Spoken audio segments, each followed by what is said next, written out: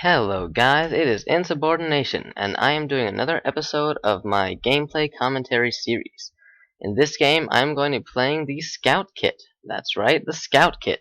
Even though a lot of people seem to think that the Scout Kit is underpowered, it is actually a great kit. Usually end up starting with 4 speed potions because of the regeneration, and then they regenerate 2 potions every 10 minutes. So as you can see here, I'm starting the game off, splashing myself with speed to join this little brawl of 3 guys. I think this is just an FFA, no one's really teaming. So we're just duking it out, and I am strafing pretty well with my speed. I'm able to stick on the outskirts of the fight and not take as much damage as these guys. And my aim is not great in this fight, and it's actually not great the entire game, but it's not bad. And I'm able to hit these guys pretty nicely, so I just chase this guy over here to the guys in the pool, and then we're just brawling it out. And speed doesn't do anything in water, but when I am on land, I am moving a lot faster than these guys. I'm able to strafe them pretty nicely, and just overall do better than without speed. Speed is great to have in a fight. You can do so much with it, and that's why I really would recommend this kit, because when you start with 4 potions and get 2 more every 10 minutes, you really will not be wanting for speed during your games. You get plenty of speed with Scout, you get plenty of potions. Unless you're wasting them, you really will have enough to last you through the game and use them for teams or use them for even 1v1s if you want to. And you should probably have some left over for the feast if you save your potions well. So as you can see, I'm just fighting these guys, hunting people down. This guy decides to run away, and I don't decide to splash my potion because I'm pretty sure I'm going to be able to kill him without it.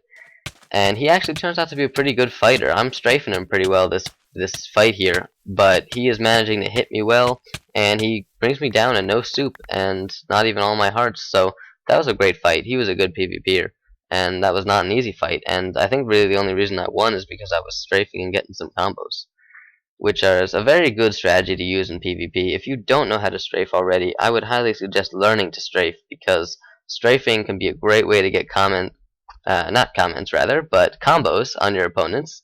And yeah, you can just do a lot with strafing. You can get nice combos and hit them when they can't hit you, and you can't really do that when you're block hitting.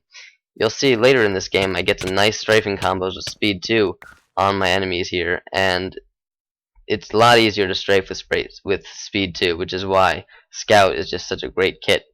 You also, unlike other speed kits around like Cookie Monster, Frosty, can't really think of the other ones right now. I feel like there's another speed kit. But yeah, unlike those, you don't really have to think about your speed. Once you splash your potion down, you've just got speed for a whole minute, and you can just fight it out. So yeah, this monk tries to sneak attack me, but I managed to strafe him pretty well at the end there. Nice 3-hit combo that finishes him off. I was actually running low on health there, but I managed to finish him off with my strafing. So yeah, you can see that strafing is really a great strategy. So at this point in the game, I decided to start mining, but unluckily for me, I decided to pick probably the worst cave ever. It's got 1 vein, and it's connected to like 3 other caves. They all have like 0 veins. So in total, from all this scouting of scouting, no pun intended, of these caves, I end up getting only 8 iron. So it was really a waste of time to get this iron. My time would have been better spent hunting in hindsight. But it's not that bad. I got 8 iron, I got a chest plate, and the feast is actually announced while I'm trying to get all this iron. It's actually, I think, announced very shortly. And so now I don't really know what to do, because I've only got a chest plate. I don't feel confident going to a feast with only a chest plate. So I end up deciding to just get some food, and then move on and try to find a couple more iron in the cave. If I can get pants and a chest plate, then I'm feeling pretty confident, because I will have speed 2, which allows you to get such nice combos, and I'll probably be able to take someone with full iron out and then steal their helmet and boot, and yeah, boots.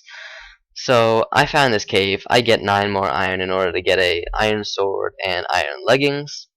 And then I decide to just make my way over to the feast. Even though I don't have full iron, it shouldn't be too big of a problem. And it does not turn out to be, because Scout is amazing. So as you can see, there's a team of 4 up there. I don't know if you can count them from down here, but there is a team of 4. So I use my speed potion here. Why do I use my speed potion? Because there's a nice little feature with Scout that if you have speed from your potion effect on, you can only take max of 2 hearts of fall damage. So you'll see I get Ender Maged here, which is what I was counting on, but it doesn't matter for me because even if I were to fall off, which I do end up falling off, I'm only going to take 2 hearts of fall damage. So I knock one of those guys off, I kill the other one with my sword, and then I fall, take 2 hearts, and then finish this guy off down here. And that is the end of that team. So yeah, Scout Kit is great for that. And then this guy just decides to come and try to get me, and my hotbar is full of crud, so I decide to just sprint away with my speed 2, re-soup, get another potion in my hotbar, and I pop it down there, and then I go for this guy, this last guy remaining at the feast. So you can see that I, if you remember, am missing helmet, I'm missing boots, he's got diamond helmet, iron boots, but I am just comboing this guy like crazy with my scout. I am keeping up with him, he can't run away, and I managed to take him out here having only used 2 or 3 soup in this entire fight, which is very nice. So at this point I'm not exactly sure whether or not there's still guys in that tower. I feel like one guy was left in there before when I left, but so I'm just being careful as I try to get these items. I do decide to just start getting the feast because I'm pretty sure they're all gone from that tower, and it does turn out that they are. I don't have any more problems with that tower. So yeah, I'm just getting my feast items. There doesn't turn out to be much TNT in the feast, so sadly I don't get to blow it up like everyone likes to do. But I do get my enchantments, I do grab the enchant table at the end, and then there are 3 guys left in the game, so I just decide to move on and start hunting those guys as soon as I'm finished with the feast. And I'm pretty confident at this point because I do have extra speed potions left, so even if they are in a tower team, I know that I'll be able to use my speed potions, tower up to them relatively easily, and take them out. So here we go, I am going on the final hunting spree, which is always the most satisfying, because you know you've got all the diamond, you've got all the enchantments and all the items, and I'm always really confident at this point. I don't usually lose to campers, and so you can see here that they are actually a tower team. And they're in a taiga, so I'm pretty sure they're going to have snowballs, but I end up deciding just to use a speed potion and tower straight up anyway, just to test the waters, see what their strategy might be for killing me. So I tower up, splash my potion, and then just continue to tower up here until I get to about their level, and then I plan on towering over, but unfortunately they do turn out to have snowballs, and they knock me off right here.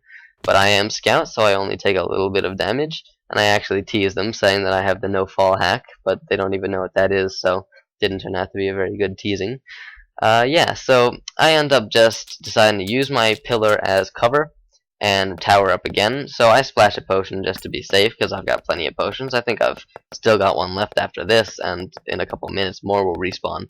So I just get up to their level or close, and I start making the cylinder tower, which is a nice way to kill towers. You tower up in a cylinder like this, and then they can't knock you off with snowballs at really any point throughout this. So I'm getting my satisfying little dings as I'm shooting them with my bow, and I just keep towering up. There's really no way to kill towers other than just get on up there.